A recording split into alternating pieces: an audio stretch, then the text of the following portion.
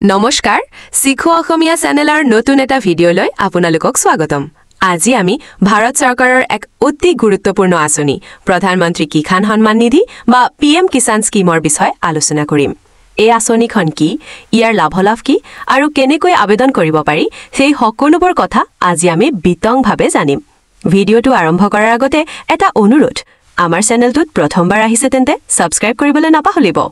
প্ৰধানমন্ত্ৰী কিষাণ সন্মান নিধি হল কৃষকসকলে বীজ সাৰ আৰু অন্যান্য খেতিৰ সঁজুলি ক্ৰয় কৰিব পাৰে এই ধন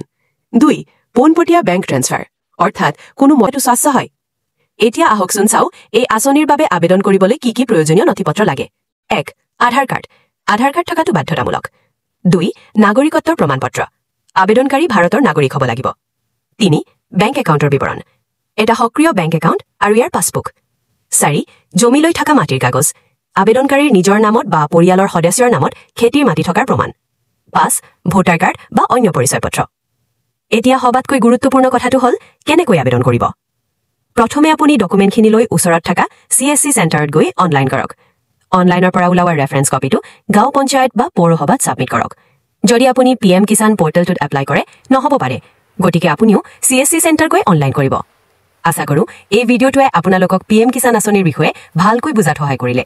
যদি আপোনাৰ কিবা প্ৰশ্ন আছে তেন্তে কমেন্ট বক্সত জনাব যদি ভিডিঅ'টো